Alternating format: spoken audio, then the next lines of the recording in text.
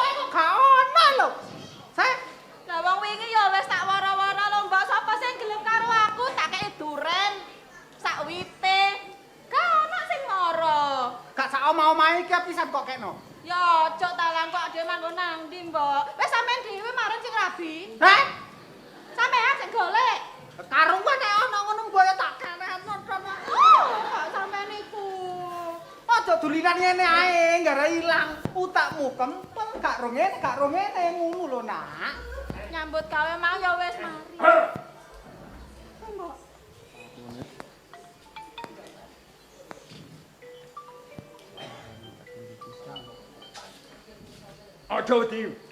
Boten. Enten napa sih, Nak? Pantes nek riko durung kenal karo aku rene kate nyilih. Kula mboten gadah napa-napa nggih omah reot niki tok.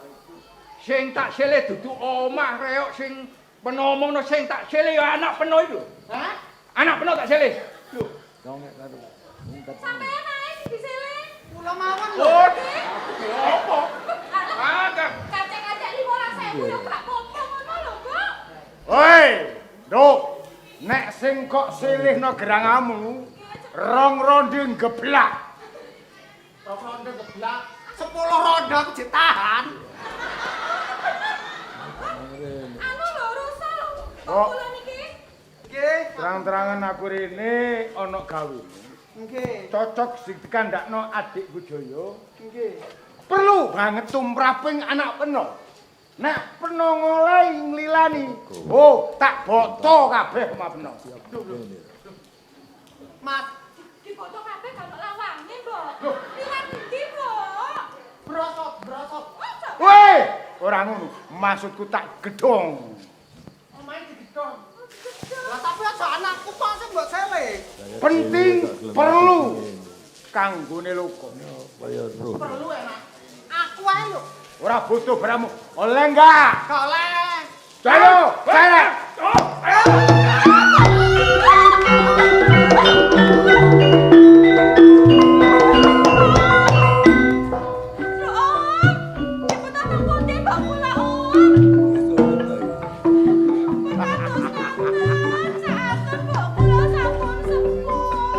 Kok muncak saka aku?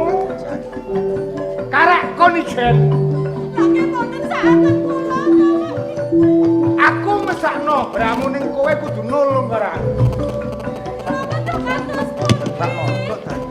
Kudu gelem dadi bojoku.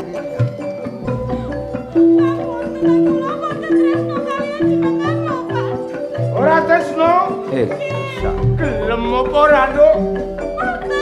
Gelem apa?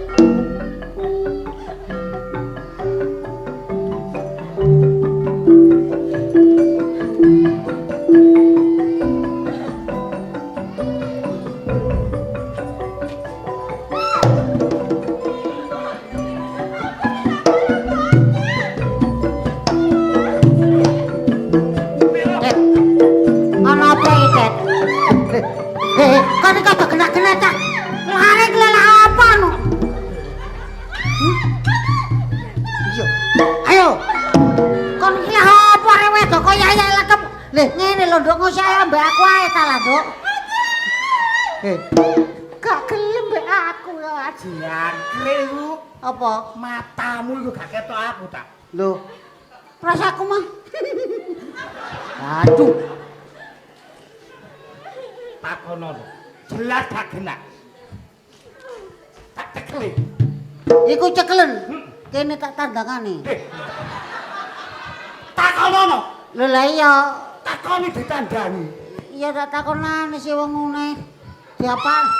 Gorong tumu wis brok-brok. Kok nek dembok iku sing terarah ojo ngawur. Ngawur apa? Ngene. Gak gelem ya wis. Jon. Cekel. Aja suwe lho kok nek demok. Demok arek wedok kok ojo sembrono. Padahal tak demok. Didelok. Didelok apa? Le gorong. Tet. Kembar. Iki sapa? Aja tek nangis ta gak patek lara lho rek.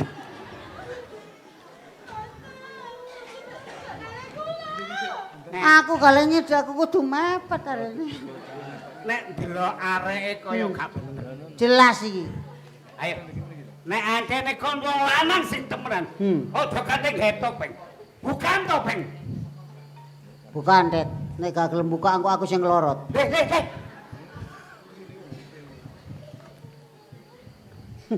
Oh, jadi nangis ta, Nduk? Gak aku kurang apa. Tet. Sapa? Kene delok ta. Saya arek kaya kene kok kate kok sukani goblok. Ben masake goblok. Heh? Ben masake. Lho. Kok alise boleh ngono? Alise gini ya. Kok boleh jerebes? Jabatnya apa? Mboten. Maksudnya piye? Dilembrek. Nggih. Benakno. Hah? Nah. Dep. Wis aturan iki, Dep. Mas. Ngapunten saderenge. Kandhane ngene lho, Nduk, ya. Sing sak mestinipun njenengan niku putra kadipaten. Sageta dados conto. Sageta dados tuladaning ing Karang Perdesan. Kawula alit utawi kawula dasi. Ning kasunyatane mboten sami akeh panjenengan. Jenengan malah mrawasa lari estri kasarane. Jenengan malah merkosa lari niki. Antem. Ngoten niku kenging diwastani sanes watake menungsa satriya utawi sampai niki watek-watek kewan sampai niki. Oh. Ayo, wongko tak gak kono yo. Ayo. Wongko tak gak kon diantem. Kenapa? Mang? Kenapa? Aduh. Oh. Ayo, ganti. Sing sida tambah nyonyor iki. Ngapunten Kanjeng. Aku iki Bupati Tuban. Loh, panjenengan niku Bupati Serban. Bupati. Kanjeng Bupati. Nggih, Kanjeng Bupati. Bupati Wilotikto. Nggih ngapunten Nggih, saderenge. ngapunten saderenge. Saat asane kowe demang kok ngantem Bupati. Lho, nggih nyacak ngoten. Nek menawi jenengan kula kinten Lalu diketok tangan. Pun ate ngethok-ngethok sampean gegeli mawon. niku lincip dereng wayahe mlebet. Lalu diketok tangan. Mboten. Mungkin mawon. Palung sampean sogroaken mawon mboten napa. Oh, adik dipindhoni. Mboten. Enak apa iki? Ngapunten sadereke. Ngomong ngetet. Niki wau kula medal tengkarang pradesan ing margi mriku kok wonten ingkang damel derdah. Daden apa? Wonten sing diprawosa utawi diperkosa. Oh, seksine awakmu sak kloro. Nggih. Sing diperkosa sapa? Lah Niku meniku tasih ngeleset. Neduk ora Jarem seneng. paling niku tasian. Maju rene, maju. Ini Ngadeg nduk kono. rasa wulan didokno rene. Lho, mlakune ge kaya ngono arek-arek. Apa bener awakmu diperkosa? Lho, emane rek. Sing merkosa sapa? Arek samono wis dibobol. Hai.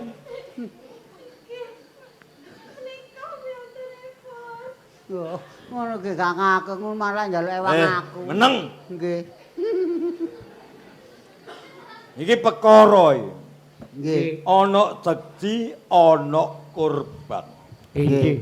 Iki sik kurang komplit. Kok kados ngaten? Kudu ana bukti. Nggih. Oh. Nek wis ana seksi, ana korban, ana bukti temen-temen diperkosa. Nggih. Perkara engko bisa diunggahno. Hukum ning Tuban iki jujur lan adil. Jujure sing salah disalahno, adile hukum tidak pandang bulu. Mekaten nggih. Ora milah-milake antara wong coge miskin munggahe putra bupati sak bupatine pisan yen luput diadili cocok karo hukum sing mlaku ana ing Tuban. Senaosa niku tiang lebet utawi kangge panjenengan ki ampun sakeluarga. Mula iki kudu ana buktine diperkosa. Lajeng tos pundi? Celun tabib Tabib. kon mriksa bocah Oh, iki. nggih. Ya, tak- Nek teman-teman Alah, diperkosa gampang. kuwi ana pernyataane Tak beli lek teko tabibe. Assalamualaikum. Nggih, Pak Tabib. Hai. Mriki. Nggih niki enten. Hai, Heh. ada apa ya? Ada kakekmu. Ini ada apa? Saya di rumah ada telepon lah. Iki lho wong HP wis dipateni ge nyocot ae iku. Ini ada apa? Ada apa? Ada apa?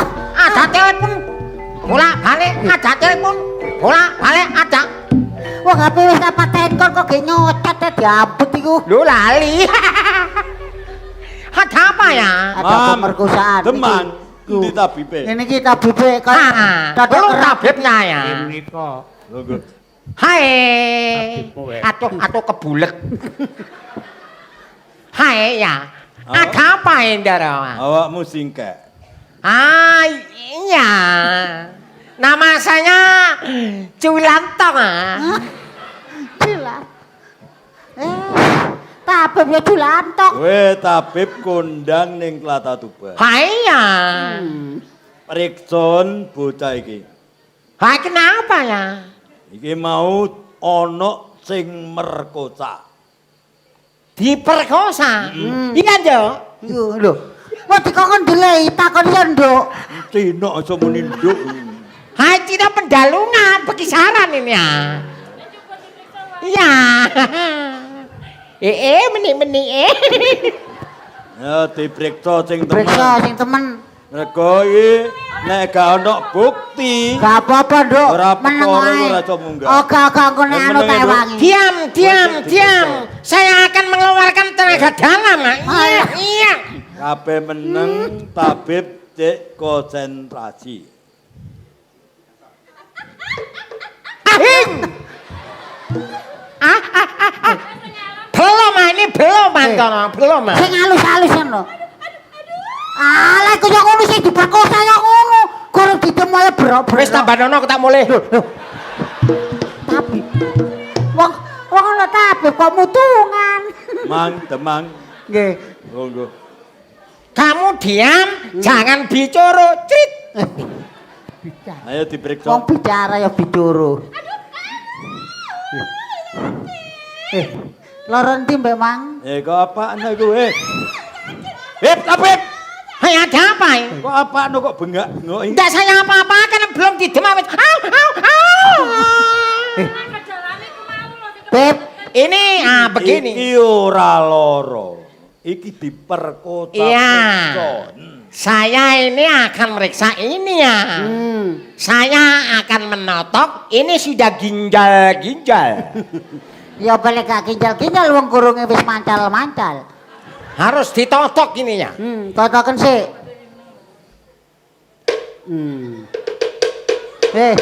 Allahu Akbar, Allahu Akbar. Lah apa?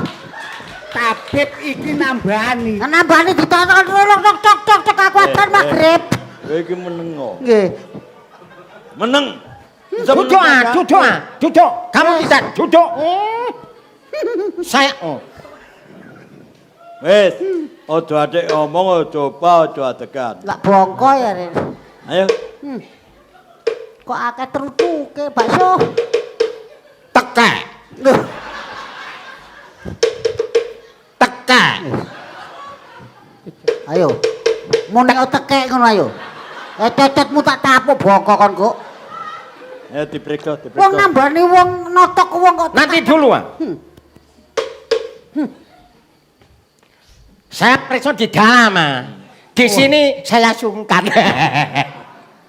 Hai, Nduk. Weh, Hai, ikut Nduk. saya masuk ke dalam. Hai, Nduk. Melo ya. nduk ora apa-apa. Ah, enggak apa-apa. Ah, Tabibe oleh njogo ora wapet. Aduh, tabupe aku kuwatir masa puber kedua yang iki. Nduk. Muga-muga ora ana kedadian sing tumiba marang kasmamu sae. waduh. Loh. Piye, Beb? Hah, ini betul lah. Betul diperkosa ini betul. Piye? Soalnya sudah lebar ah, ini. Sing lebar lho apane lak. Sing lebar kapane? Lebar itu roknya itu lebar ah. Iki umpama dibalekno ke asal gak iso. Oh bisa. Diapakno? Harus dilem G ya ini. Kok iso dilem gerake tambah rapet. Ini satu sudah lebar, dua kena kejalah penyakit koroni. Koroni kakekmu, corona apa kok koroni? Koroni. Corona goblok. Soalnya ini masih muda. Wanita cantik koroni. Kalau corona itu orang tua. Beb, Hai ya. penggawe wis mari kowe menyango kapungkuran. Entenono engko bayarane. Betul lah, betul lah. Mulai. Hei ya. Mulai pada kiri eh. Tabib cerewet. Makasih ya, makasih. Ayo.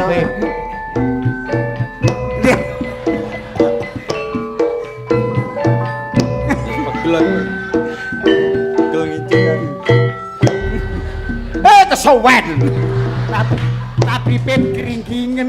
Said. Maju. Sama kene, Pak. Maju mrene. Ora usah wedi-wedi. Hei, maaf. Jalannya keliru. Cek kurang. Oleh mendelek tabib gendeng. Nggih. Said. Rama wis ngendika marang pawongan kang padha ngrungokno. Nek hukum kudu komplit. Ana seksi, ana korban, ana bukti. Kanyatane bocah iki nyata diperkosa. Pengakuane bocah iki ora ana maneh sing merkosa ya kowe. Mula saka iku nalika kowe tak winisuda dadi pangeran pati. Yen aku lengser kowe kang nglungguhi kursi Gading Kencana. Tak kon sinau loro tatahe. Siji sinau olah nidaning kaprajuritan. Yen ana mungsu arep mlebu menyang Kadipati Kubang kowe sing nranggulangi. Sinau tata kaprajan besok yen kowe dadi bupati iso nata praja iso ngemong kawula. Jebulane kowe tumindak ora bener. Ngomong Said.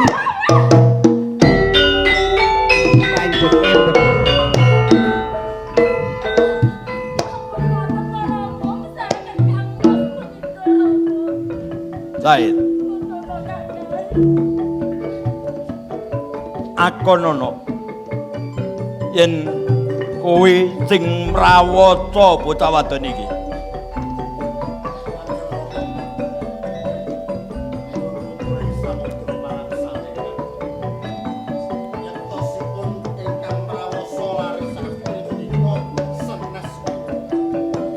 Sopo? Ana pawongan liya? Nduk, sepisan kas kowe tak takoni, sing mrawasa kowe sapa? Bocah iki. Kowe krungu, Said. Pisan kowe oteh-oteh. Jenenge ramamu. Ping pindho kowe bakal ngruntuhke kawibawan ana ing Tuban. Said. Hukum adil. Senajan kowe sing tumindak aku ora mila-milano duwe kowe putraku. Kowe kudu nampa aku hukuman. Kepacan caplak adeng-adeng ora pernah panggonane tak cungkil kowe kudu mati to aku. Sampun.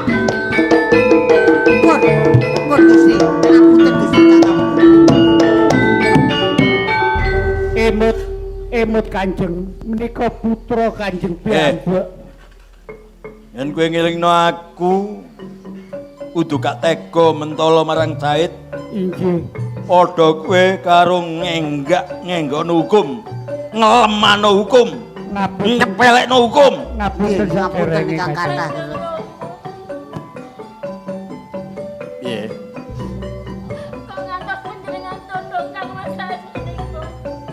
Menika putra panjenengan Rama Kang Mas kula. Ning luput. Luput. Luputipun dereng pasti, dereng wonten buktinipun. Buktine bocah iki ngaku diprawasa dibuktekno karo tabik nyata-nyata diperkosa karo Said. Sedine para demam. Said ora perlu mantik bumi Tuban cek minggat. Rama. Lha sing manut kula mboten tegel yen nyawa kadang sepura panjenengan tunduk. Arepmu? Kula mboten badhe ana ing Tuban. Kula badhe nderek kandang kula Kang. Posowa!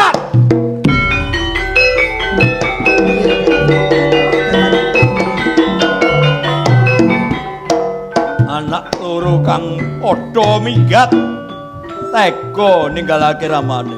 Nggih. Susah kaya ngene iki.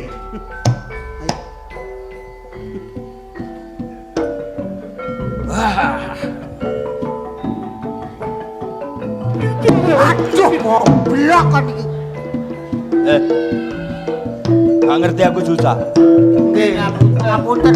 Kakang. Are wangi mlaku ben lali karo susahku kowe malah ngentutno. Ngapunten Bapak. Kowe bosen ora apa kowe? Ngapunten Gusti. Ngapunten Kanjeng. Aja dipindho maneh. Mboten. Nduk. Kowe ora usah mulih. Tak ajak menyang kadipaten ning kono tak wene penggawean. Ayo, iriten Mang. Oh nggih. Jenengan iki ngutus kula kali lari. Nah iki kon nang kadipaten. Kula nggih purun kok karen-karen. Goblok. Digawa. Kowe tak kongkon apa? Loh, waduh. Kongkon apa? Mboten kancan. Iki diirit menyang kadipaten, Nggih. dikon nang kadipaten kok tak Nggih. wene penggawean. Lah nggih kan. Lah kok muni karen-karen? Lho mboten ngoten niki kan karene larene kewau. Kok geragas sing. Ayo Monggo. digawa menyang kadipaten. Nggih. Lho, alus tangane, Tet. Kandhane mamula. Kowe tak perintah Nggih. goleki Raden Said. Sak ketemune aja nganti kowe bali nek gak bareng karo Raden Cair. Bali cugel mripatmu yen tanpa Raden Cair. Kula badhe nindakaken nyuwun tambah pangestu kali Kanjeng. Ayo budal. Budal digoleki. Nggih.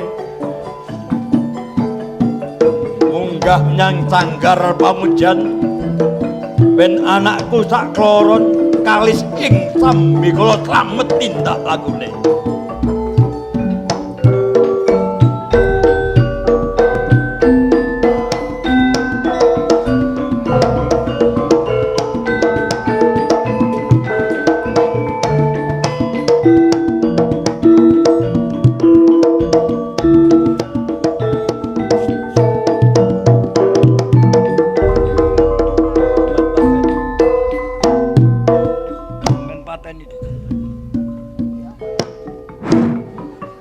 Wolo-wolo kuat. Lelakon apa sing tumiba marang jiwa ragaku? Aku ora luput nanging tidak salah. Nganti Kanjeng Rama duka yayah sini. Aku katundung sangka Kadipaten Tuban. Kamangkana pangunen-unen sak dawa sak galak-galake Sardula datan kuwawa mangsa marang gogore dhewe ning kasunyatane jebul tiba kosok banget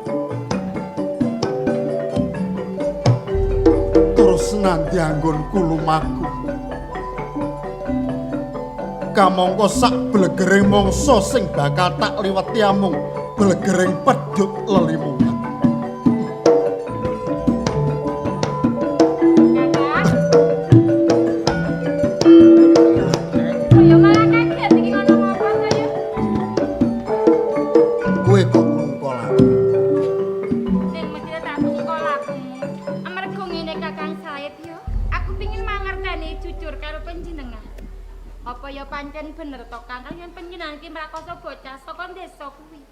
Sadurunge tak jawab.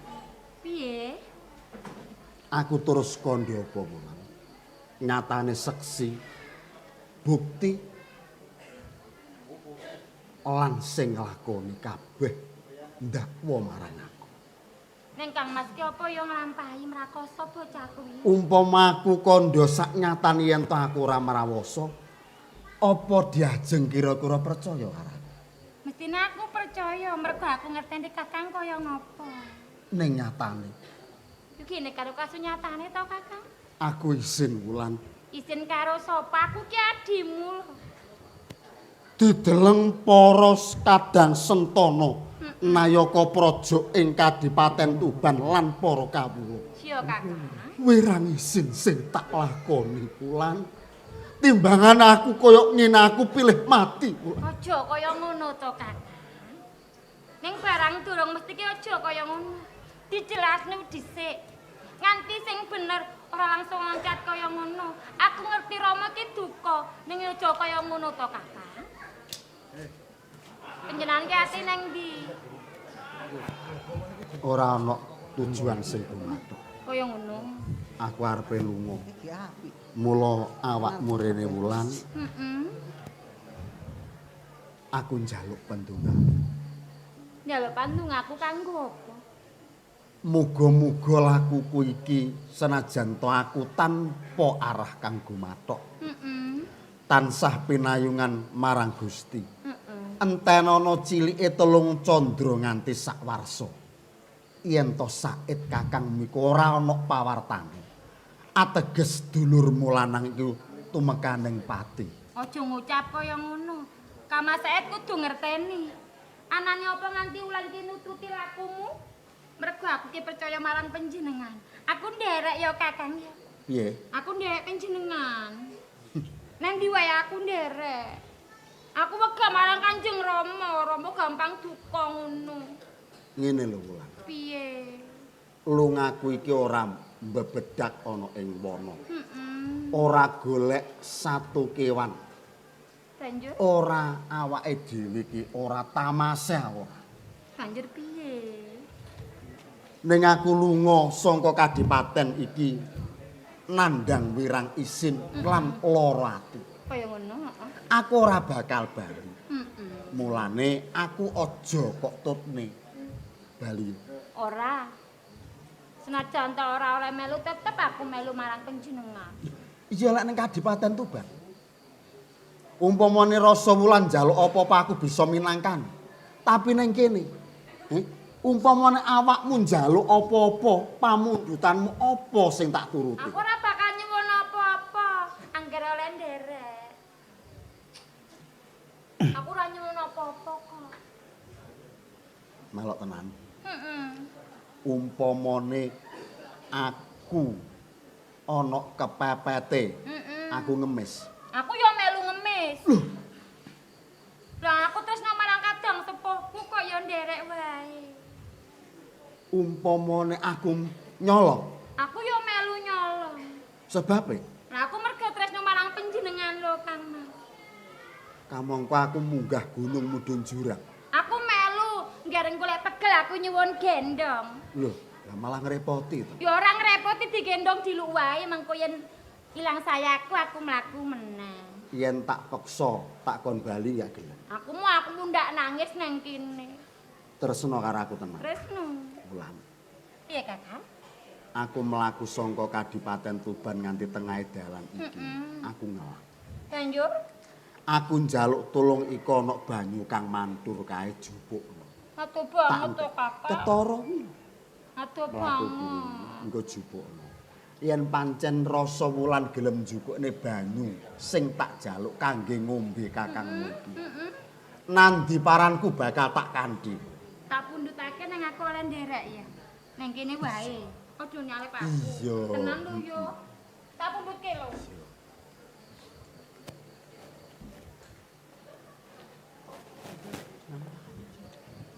Sing gedhe pangapuramu wong ayu.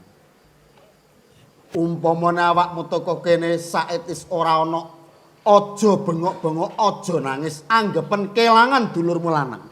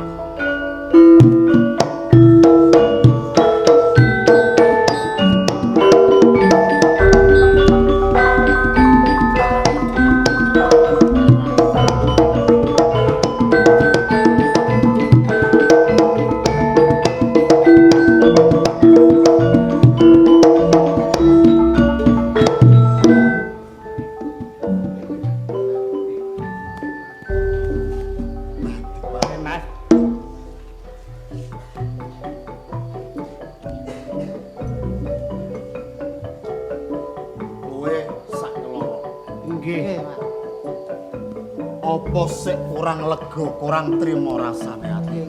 Ngapunten saderenge Wis nglebokne lara paneku. Nggih mboten, kula mboten mangertosi. Lah kula kula ningali panjenengan sampun. Banjur tekamu rene apa tujuanmu? Ngomong Den. kula dipun utus Kanjeng Rama supados jenengan bangsul wonten Kadipaten, Kang.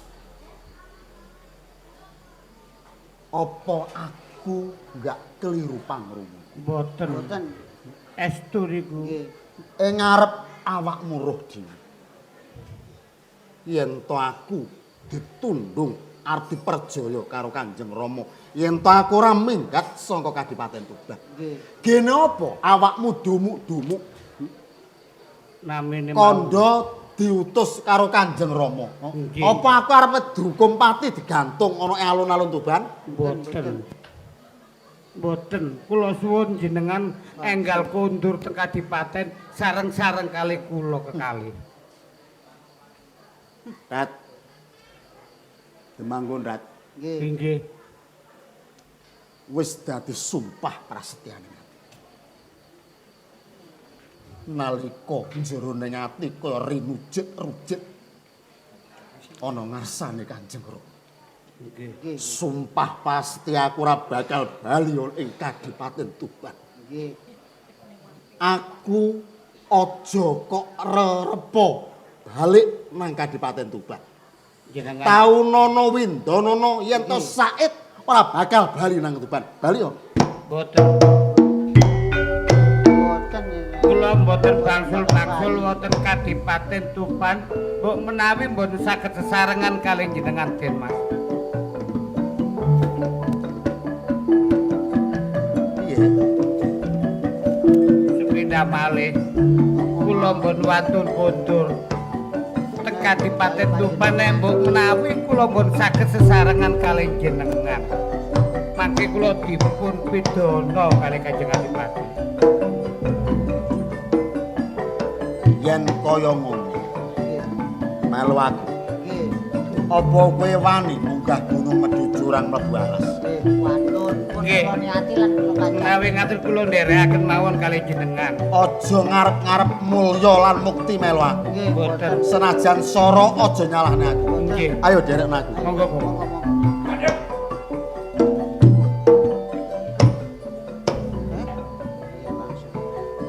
Hei, Syukur ya. wani mapak kelakuku kon ngerti?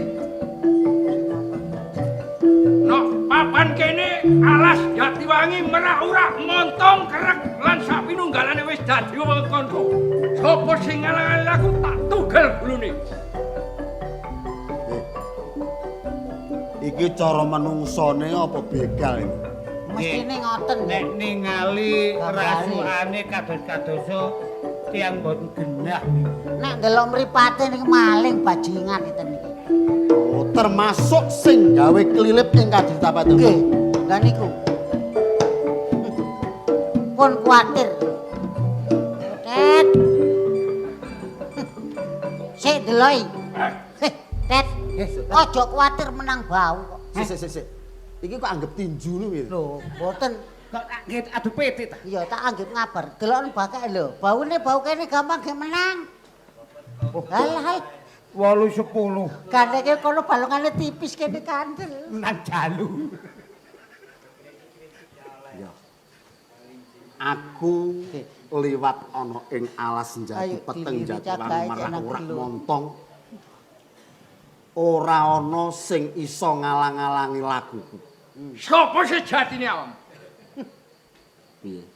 Takoni dikandani ora? Nggih sampe kandhani. Ana ngoten kula bersih mawon ampun. Ngono ya. Nggih, kesuwen.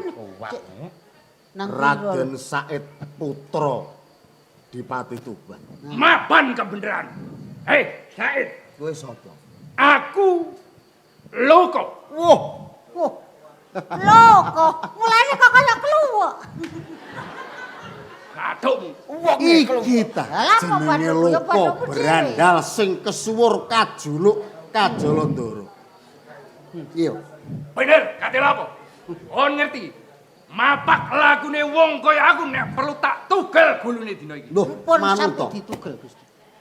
Tak rangket tak lebokne ing pakunjaran Tuban supaya kawula ing Tuban tentrem ati. Said, pancen tak niati tak kajati tak gawe kesroh tlatah Tuban sebab Kadipaten Tuban gak ngerti nek arek upekti sak enake dhewe. Mula dina iki nek perlu tak gawe rusuh. Oh, piye? Tak gawe rusuh. Air garuso ki dak. Wah. Ini aku di sini tak banyak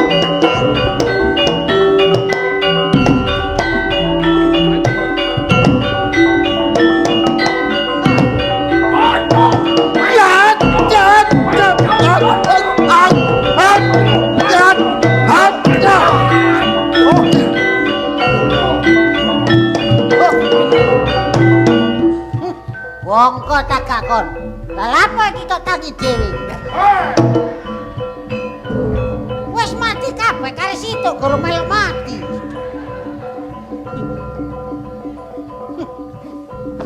Alah, cek guyon barang. Lah kayane. Lah kaya. Pis. Dek. Apa mambu jengkol? Mambu jengkol? Woi! Lapo? Wani ngadep bare aku. Lah gawani ngadep Lah wato adol kapirungon. Lapo aku masih gak krungu Nek itu kenaan teman sing tengen rumah sakit. Gendek. Sing kiwa kuburan. Awakmu sing nang kuburan kuwi dhewe kate dipateni juragan. Wahai, ngenyek. Sopo ngenyek? Kon. Ora ngenyek etrek-etrek. Woi, Lah iya, apa sing tak gawa? Golek kacang. apa yo? Lah apa kon nggawa? Pusaka. Endi pusaka? Iki. Supaka. Supoko. Lah iku mang jare supaka. Sirep gak banyolan kok titili ket mang. Pun Ndara, Hei, pun kuatir. Den gepu kuwi pawon Den Mas. Baik. Wereng. Metitik. musisan Ero perwani peliri terus agahe ero. pati ning sadulurku. Pertanda ngilaning dadane Jaya. Mang wis digawe luka. Saiki Jaya. Mula. Ngerteni ana. Musisan turasing Wilatekta. Sakmata Jojo adep-adepan kelawan Jaya. Nok papan kene ayo ditentokno. Ora lega lan lira jroning atining Jaya kalamun tumindahe wong dhuwur sak wenang-wenang. Gawe sorone kawula dasi ora nrimakno. Yen bisa nunggal sawiji aku bebarengan munggah ing dampar mesetu ngrunding anane wong tamu. Gelem ora? Aku manut kowe. Topros wali. Lamun to Said gelem melok kowe. Berarti kepenaan matamu. Woi, Peres mawon. yen ngablak jatuh. Ndak seret ndak juwing kaya blarak bebasane. Dadi ontran-ontran para kaudase yen set mati saka aku. Wani kowe karo aku? Apa sing tak wedi? Ayo Pun diteter kadigdayane ana ing kene. Mati saiki, mukti ya saiki. Wah, Bagus. Kowe tampan gacung ngaji brondong selo magiri. Oh, gak apik. Mati nang papan kene. Kowe sambat ngarang mutuan. Silangan. Iya. Deh. Sumpakane ditokno mana? Seret ge ngethok trase ayo. Lah apa kon kok guyu aku, Lah apa kon kok guyu aku? Lucu ah. Kok sebab kon iso ngarani lucu? Lah iki mutiara sama dikalung. Wah. Cek apa? Kok idone ya? Cek idone cek nang cumbu cek nang lulut be aku. Said, Apa? ora legolan yen kowe ku temen nang pati najan kowe ratu momo. Saka pusaka. Ayo. Bebasan sosok itu tani. Nok papan kene. Ayo. Wah.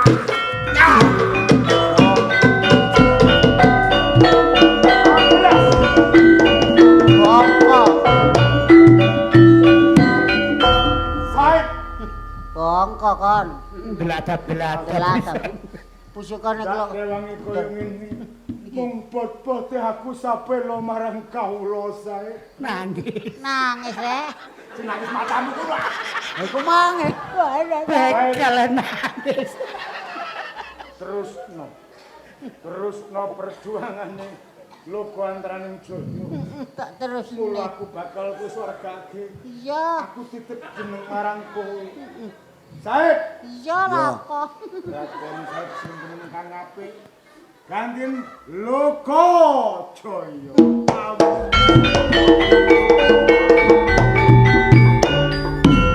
Enak. Matine kaya kula Mati ini kok enak lemes. Kaken walele mang. Demang Nggih. ing ngarep janji nyetutne bendara. Nggih, Den Mas. Iki ana penggawean Nggih. mayit loro iki rumaten. Nggih, nggih. Apa mestine? Nggih. Det pun jenengan tindak niki. Nggih. Elmune kok ayo digawe.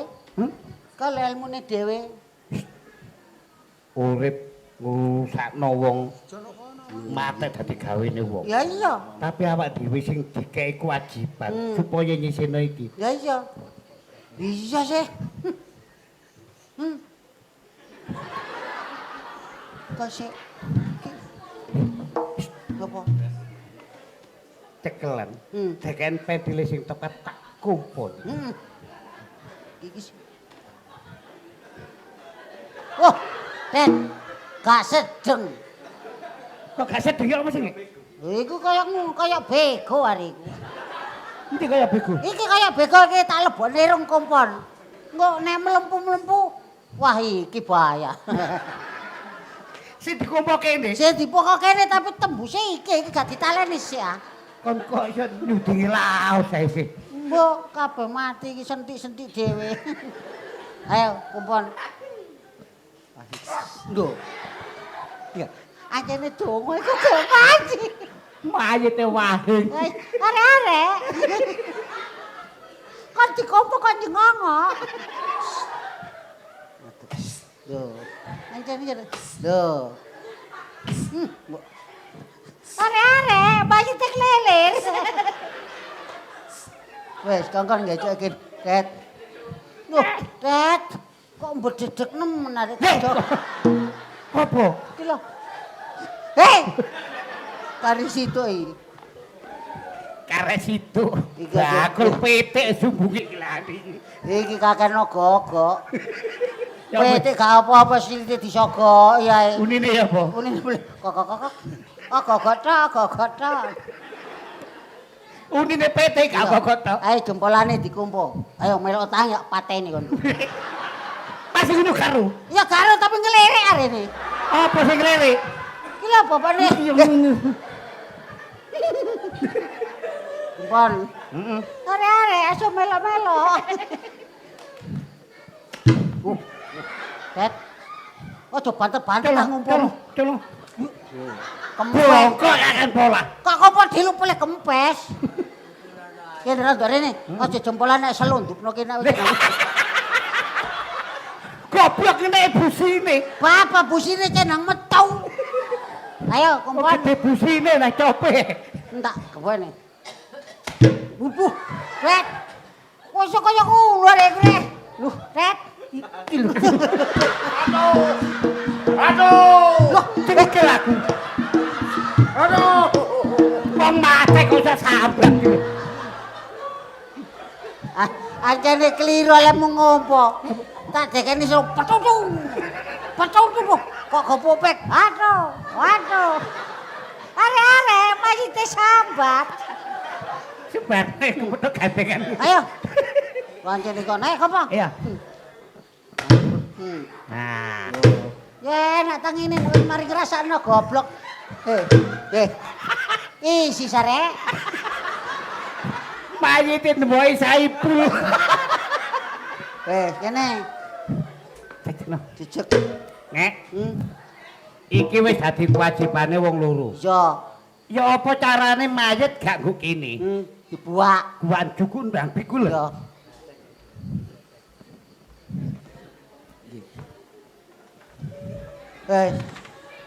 Tak totone Kanjeng mikul. Iya. Wis. Kon kumpone baleno. Tak pikule. Pikulun kono urusan kopo aku. Iya, enak dipikul.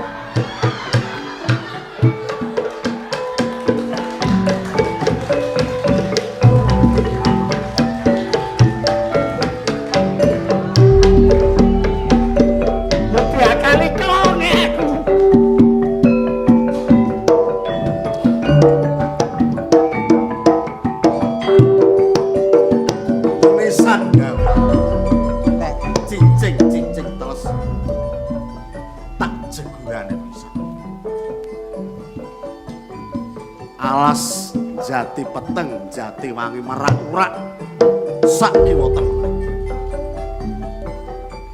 yen ana pawongan liwat ana ing kene ora gelem nyerahne bondo donyane tak rampung nyawane. Eling pesene Loka karo Jawa. Ilang jenenge Raden Said sing ana berandal Lokajaya.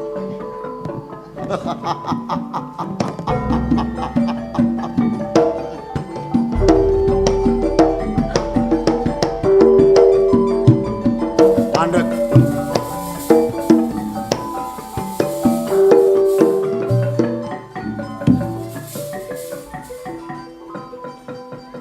Wong tuwek Eneng apa?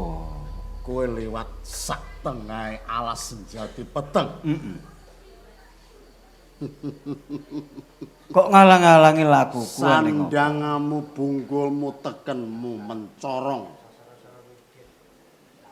Ateges kowe wong sugih. Tak jaluk yen pengen slamet nyawa. Kowe iku begal ngono piye? Anane njaluk ning kene iki berarti begal. Takon. Terus sing kok begal apaku? Bungkul karo tekenmu. Kowe nek begal aja aku, wong tuwa ora duwe apa-apa. Nek begal kuwi sudagar-sudagar sing sugih, dunyane akeh, duwite akeh. Sing kok butuhke apa? Sing tak butuhne Mas Picis Raja Brana. Ning kene iki ana Mas Titik. Mas Titik kelangenane wong tuwa mosok mentala, kowe bakal njaluk emas sing ana ing teken iki. Aku enggak peduli. Kowe tuwek apa kowe tuyuk-tuyuk liwat nang kene ora gelem nyerahne bondo donyamu tugel gulumu. Ing kamangka aku isih butuh urip. Lek butuh urip serahne. Butuh mas. Mas setitik kok dol payu pira, mbok nggo mangan ya kurang, mbok nggo nyandang ya cingkrang.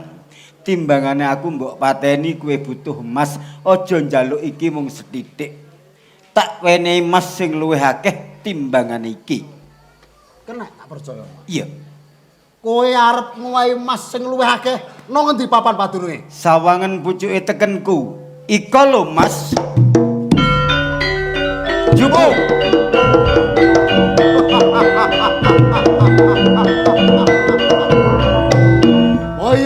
Ayo. Pating celorot, pating gemlebyar kaya ngono. Kamangka aku wis suwe ana ing kene, Kek. Ning ora roh yen to ana masak gunung kesampar kesandung paribasane. Ning aku panggah bingung mergo atiku durung dumunung. Matur nuwun, Kek, tak paranane. Allahu Akbar.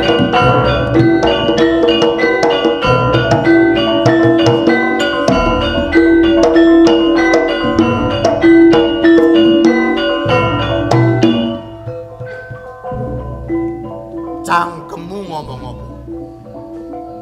Kowe pamer sulap.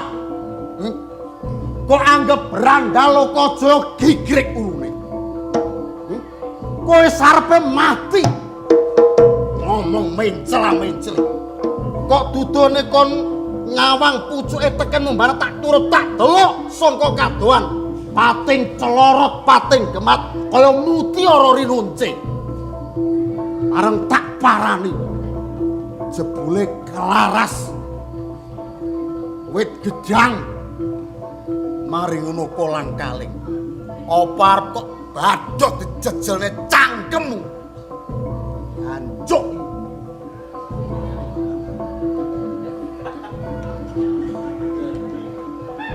Keladuk pangucapmu.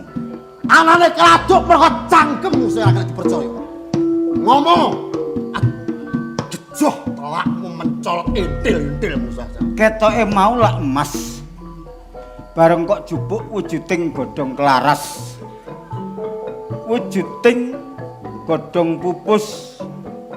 Sing angka 3 wujuding kolang-kaling. Ngertenono, Ngir.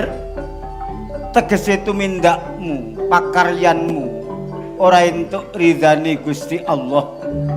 Kowe tumindak ora bener. Ibarat kowe kepengin amal sedekah ning caramu sing ora bener. Ibarate kowe umbah-umbah. Sing mbok nggo umbah-umbah banyu uyuh.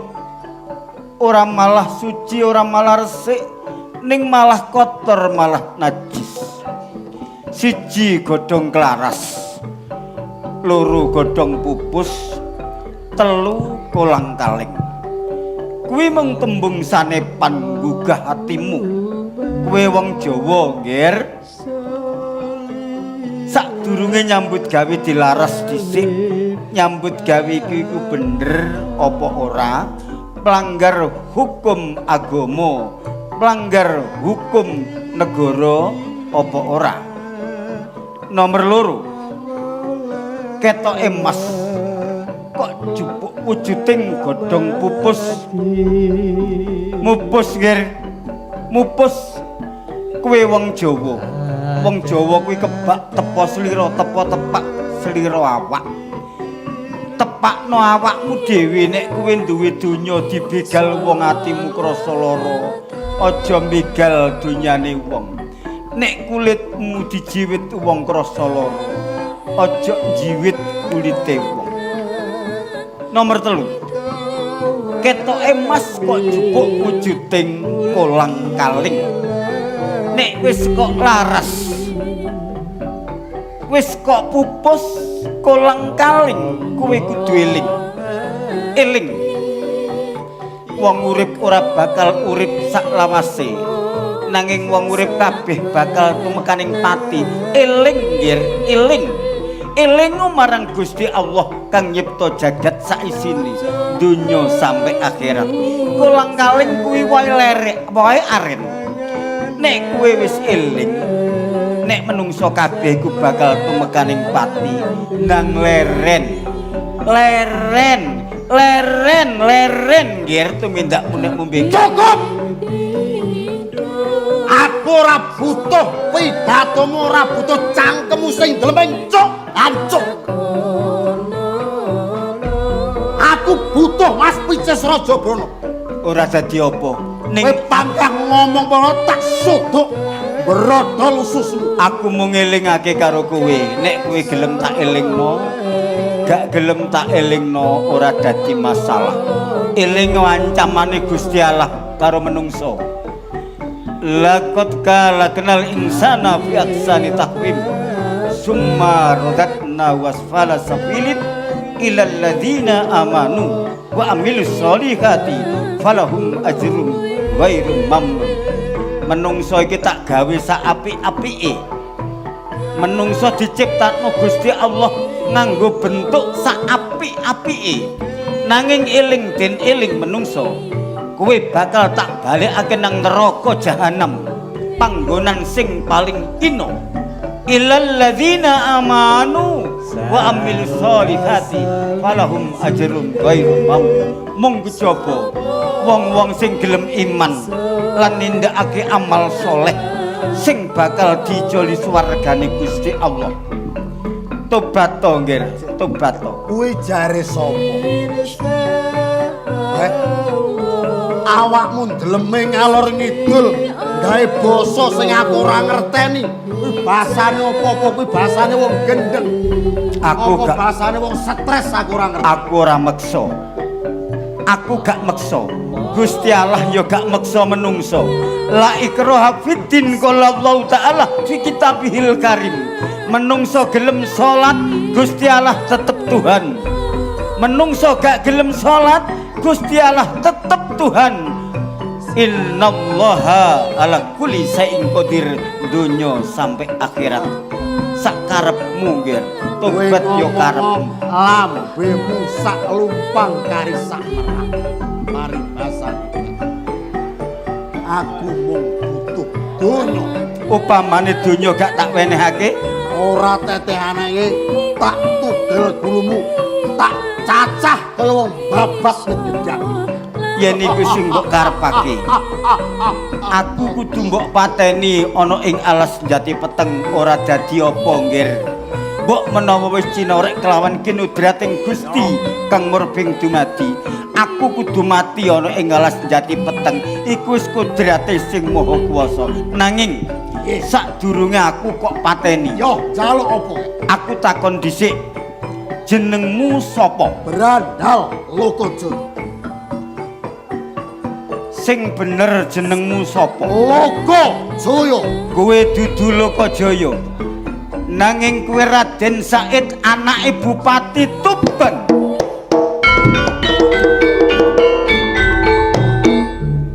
Allahu Akbar. Teges kowe ngerti Wadi. Wis dadi sumpah prasetyaku. Pawongan sopae sing iso miyak wadiku ateges padha karo mirang-mirangne aku. Kowe becik tak pateni iki. Aku meksa mbok pateni. Yo, Sak karepmu. Ning kowe kok ngidap-ngidapi banget. Sadurunge kowe mati kowe sapa? Kowe kepengin roh jenengku. Waspadakake kanthi prasaja. Sultanil Azim Aulia Allah Tanah Jawa. Makdum Ibrahim Sunan Bonanggir. Kanjeng Sunan.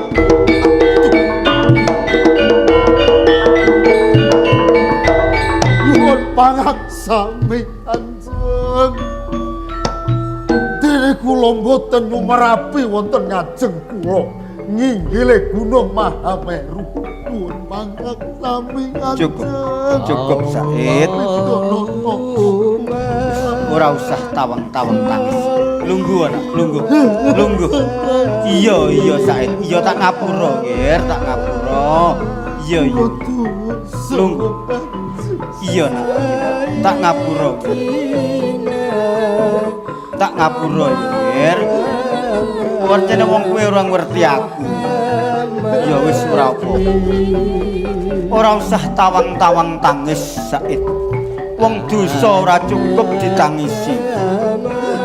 Prasaja kowe enggal tobat nang Gusti Allah ya Ngir. Kanjeng Sunan. Kamu kok dosa kula mriku kathah sanget Kanjeng. Menapa tasih boten pangapunten Kanjeng. Gusti Allah kuwi Maha Rahman, Maha Rahim, Maha Ghafurur Rahim. Sak gunung dosamu, sundul langit dosamu. Waton kowe gelem tobat kanthi tenanan bakal di ngapura karo Gusti Allah. Manut dawuhe Gusti Allah. Tubu ilallah taubatan nasuha asa rabbukum ayu kafiru ankum sayiatikum wa yudkhilakum jannati tajrimin tahtihal anhar.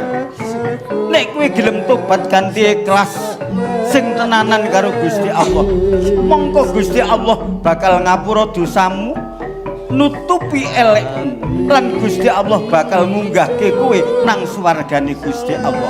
Ngaten nggih Kanjeng Sunan. Iya. Menapa kula dipun parengaken kula gadah panyuwunan Kanjeng. Piye? Manah kula menika wuta Kanjeng. Terus Kula boten mangertosi gawe sakan sae lan ampun. Pramila Kanjeng kula butuh panjenengan bimbing kula wonten mergi kansa. Kula pengin tobat Kanjeng. Kula panjenengan angkat dados murid panjenengan Kanjeng. kepengin dadi muridku, kepengin tobat. Said Innallaha yaqbalu taubatal abdi ma lam yughargir. Gusti Allah gelem nampa tobaté menungso selagine napas durung nganti tekan tenggorokan ya Ngir. Nanging yen kowe kepengin dadi siswaku, mengko dhisik aku kepengin nodi sepiro gedene tekadmu anggonmu kepengin tobat marang Gusti Allah. Kanjeng Kowe Senaosa kula pejah Kanjeng. Waton kula menika panjenengan angkat dados murid. Kula dipun tampi tobat kula. Ngono. Kula purun nglampahi. Kula eling pilih tumindak kula ingkang kepengker. Mboten wonten gunane. Kuwi rumangsa dosa. Urip kula mboten enten manfaate kangge tiyang lintu. Tak tampa dadi siswaku ning ana syarat saranane. Saestu Kanjeng. Jogon tekenku iki nuk pinggir kali. Nggih. Madhep rono, Ger. Madhep rono. Nggih, Cekelono tekenku. Nggih Kanjeng. Nuk pinggir kali kene. Sekseni jagat saisine suket kayu gegodhongan. Aja pati-pati badar anggonmu mertapa yen durung aku tekan kene mbadarake kowe. Ngerti? Sakjroning mertapa jeneng tobat. Jeneng tobat kuwi kudu maca istighfar. Nyuwun ngapura nang Gusti Allah. Panjenengan bimbing Kanjeng. Saksuwene kowe njaga tekenku, njaluka sepura Gusti Allah sing akeh kanthi ucapan Astaghfirullahaladzim min kulli dzanbin azim la yaghfiru dzunuba illa rabbul alamin. Ngerti? Mboten. Ngono. Diwaca ngono ya, terus diwaca. Ya? Lah, nek kowe wis jaga tekenku, kowe tak anggap siswaku, banjur kowe tak jak nang pondok pesantren, tak ulang wuruk ngaji. Wiwitan saka syariat, hakikat lan makrifat, iling den iling. Said. Kowe besok nek wis pinter ngaji, upama kowe besok tak dadekake jangkepe Dewan Wali ana ing tanah Jawa, piye? Jawaben. Nggih. Kanjeng. Menawi menika sampun kodrat iradatipun Gusti ingkang Maha Kuwasa. Lan menika sampun dados dawuh panjenengan minangka guru kula. Kula kuwalat menawi kula menika mboten nampi menapa ingkang dados perintah panjenengan. Kewajibane Dewan Wali nyebarake agama Islam ana ing tanah Jawa, nyambung-nyambung perjuangane Rasulullah Muhammad sallallahu alaihi wasallam. Nyebarake agama Islam nang tanah Jawa sanggup? Nggih, kula sagah. Ngono. Nggih. Seksenono jagat saisine.